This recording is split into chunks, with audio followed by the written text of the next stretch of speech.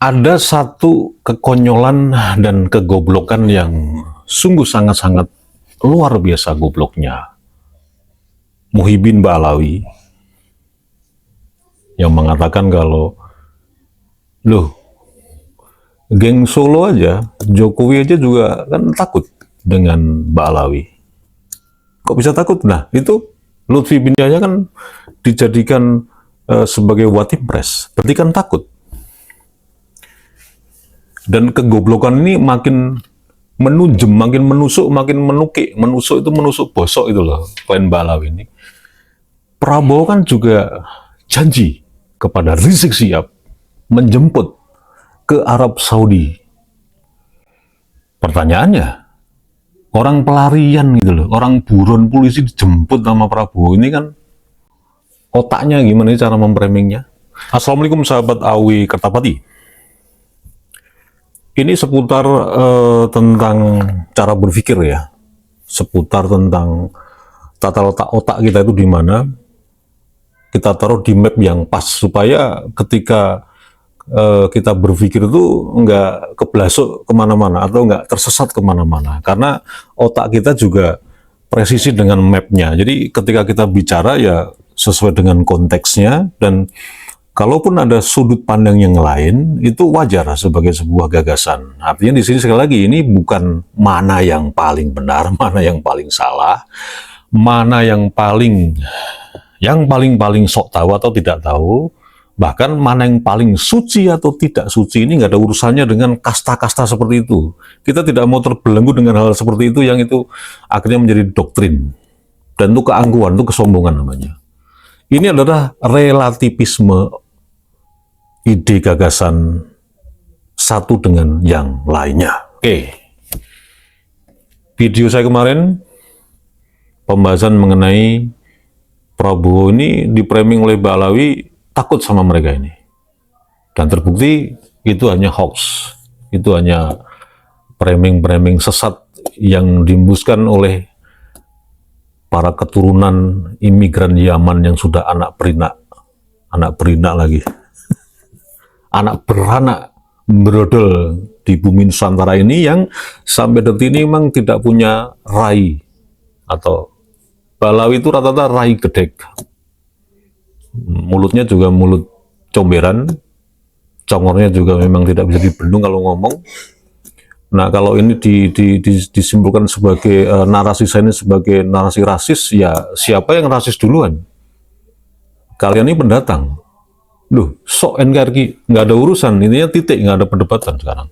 Yang rasis siapa, yang adu domba siapa, jangan bikin kita makin terus untuk ngemplangi para Ba'alawi, para Habib yang kurang ajar itu yang ada di sosial media. Ini tidak akan pernah berhenti, udah nggak ada urusan lagi dengan asap gitu. Oke, kita kembali lagi nih ke topik yang awal, bahwa konten saya yang kemarin tentang Prabowo ini dikatakan atau diklaim oleh Ba'alawi ini takut dengan gerombolan tai kucing, tai benjat itu, ternyata itu hoax, tidak benar kan? Nah, ada isu lagi bahwa, loh, Prabowo itu menjemput Rizik Syihab ketika ada persoalan chat mesum Rizik Syihab, terus dia lari ke Arab Saudi, ngumpet, ngacir. Yang kalau tidak salah kemarin coba diulik lagi ya sama klien Ba'alawi soal KM50 itu. Tapi sayangnya tidak viral. Kasihan tuh si Mak Pirza. Sekarang gini loh, ini biar paham semuanya, saya bukan mau sosokan ya, sok paling tahu enggak, tapi gini loh, baik itu Jokowi, baik itu Prabowo Subianto, dua-duanya ini kan kepala negara kan, presiden kan. Kita coba mulai dari Joko Widodo atau Jokowi. Jokowi waktu itu secara fakta dan terkonfirmasi dan beritanya udah di mana-mana ada bahwa EP itu dibubarkan oleh Jokowi. Itu jelas ya. Dan ini bukan masalah berani atau terus kemudian tidak berani atau terus tidak takut, bukan persoalan itu. Karena memang pembubaran FPI itu jelas, dasarnya jelas. Jadi ada dasarnya, ada yang mendasari kenapa Ormas FPI itu dibubarkan, dan waktu pembubaran ini adalah presidennya Joko Widodo. Kan udah diterangkan oleh Pak Mahfud MD kan, secara terang benderang kan. Jadi sekali lagi ini bukan soal takut, tidak takut, berani, tidak berani, bukan soal itu. Semua pasti sudah melalui aturan-aturan yang berlaku, yang sesuai dengan hukum dan undang-undang yang berlaku di Indonesia ini terkait pembubaran sebuah ormas. Kemudian yang berikutnya, kenapa Lutfi bin Yahya masih awet saat itu menjadi Watimpres? Watimpresnya Joko Widodo. Ini juga bukan persoalan Jokowi takut dengan Lutfi bin Yahya, bukan. Jadi presiden di sini selalu membina hubungan dengan siapapun juga, baik tokoh-tokoh dan masyarakat di dalam negeri maupun di luar negeri. Artinya kapasitasnya menjadi seorang presiden ini, kalau dikait-kaitkan dengan pekerjaannya, itu hubungannya adalah hubungan politik gitu loh. Kalau hubungan politik berarti ada bargaining. Kalau ada bargaining berarti ya ini menguntungkan nggak secara politik kedudukan presiden ini gitu loh. Menguntungkan nggak ini posisinya? Nah, kenapa Lutfi bin Yahya tetap menjadi Watimpres saat itu? Ya mungkin Jokowi juga punya pertimbangan lain yang itu kaitannya dengan hubungan politik. Bukan terus Jokowi jadi muhibinnya Balawi, bukanlah. Harus dipahami, gitu loh. Meskipun saya, ini satu bangku sekolah dengan Pak Jokowi. Nah, ketika Pak Jokowi jadi presiden, kemudian saya tetap bukan apa-apa atau nggak menjabat apa-apa, ya saya hubungan dengan beliau ya sebagai rakyatnya.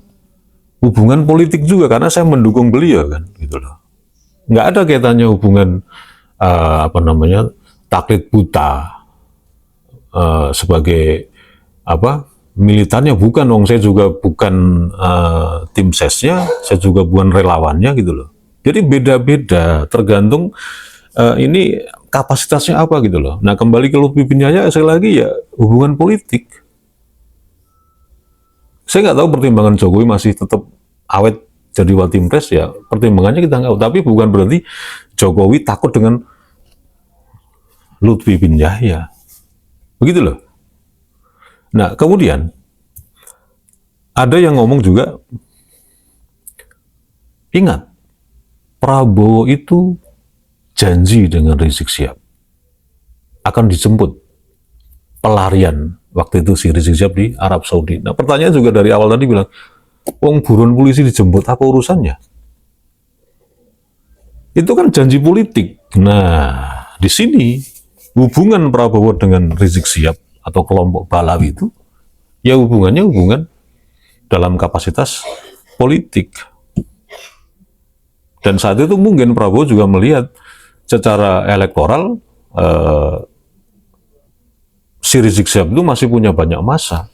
Dan FPI juga belum dibubarkan kan.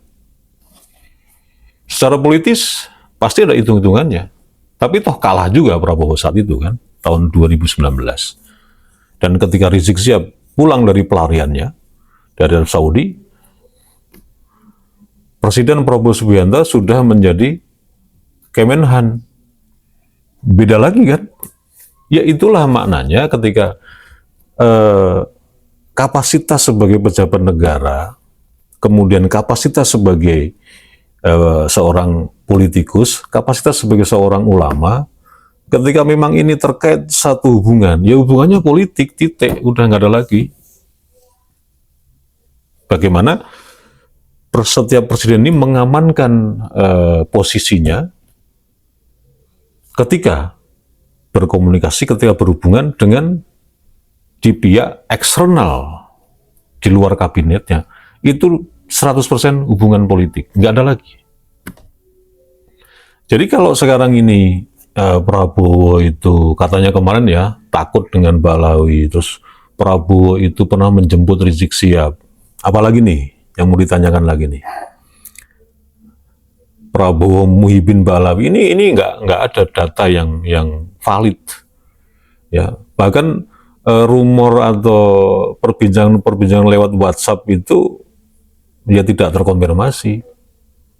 Itu hanya pihak-pihak saja yang percaya, ya, saking percayanya dengan serangan fitnah, serangan yang itu terus dilakukan oleh Balawi untuk membuat kita ini saling bertikai. Prabowo itu adalah kelompoknya Balawi. Padahal itu yang mengembuskan dari mereka sendiri. Itu dicatat dengan sangat-sangat digarisbawahi. Dan perlu kita ingat. Ya kalau tidak percaya silakan saja. Karena ini, apa yang saya tuturkan ini tujuannya semata-mata satu. Akan terus kita batasi itu, gerakan-gerakan politik mereka itu. Dan masyarakat sudah tahu kok, sudah semakin cerdas. Betapa Balawi itu perannya apa sih? Fungsinya apa sih? Kalaupun sekarang ini misalkan nih, ada hubungan politik dengan Bapak Prabowo Subianto, apa yang bisa ditawarkan oleh ke Pak Prabowo dari klan Balawi ini? Bargaining sessionnya apa? Nggak ada. Apa sih? Solawatan, hadroan, haul, terus menggalang massa. Orang dia sendiri juga kelimpungan sekarang. Dan mungkin sakit hati nih. Dengan siapa? Dengan Prabowo, karena berharap KM 50 ini setelah Prabowo jadi presiden ini bisa dinaikkan. Karena dugaannya pelaku-pelakunya itu kan pelaku-pelaku zaman rezimnya Jokowi kan. Dugaannya seperti itu. Tapi Prabowo, sorry nih. Kan seperti itu. Gitu, jadi dipahami dengan santai aja, jangan terlalu serius rumor-rumor yang berkembang di sosial media, khususnya di WhatsApp ya. Tentang Prabowo begini-begini dengan Habib, Prabowo begono-begono dengan Habib. Trek benjer semua itu. Itu gosip. Bangannya itu sore itu. Ya, sambil cengenges-cengenges, kan begitu. Jangan dipercaya. Itu cuman rumor, itu cuman isu yang sengaja disuarakan agar kita ini jadi bertikai dengan satu yang lainnya. Lalu kita sama-sama membahas mengenai nasab palsu klan Bali, kok kita jadi bertengkar gara-gara isu itu bahwa Prabowo ini begini Habib. Ya Allah ya Tuhan, itu kan tolol pin goblok pin pekok gitu loh.